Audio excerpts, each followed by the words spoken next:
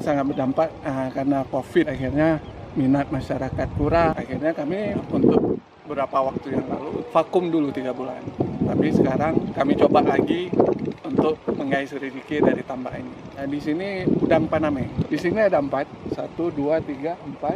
Supaya COVID membuat semua lini terdampak.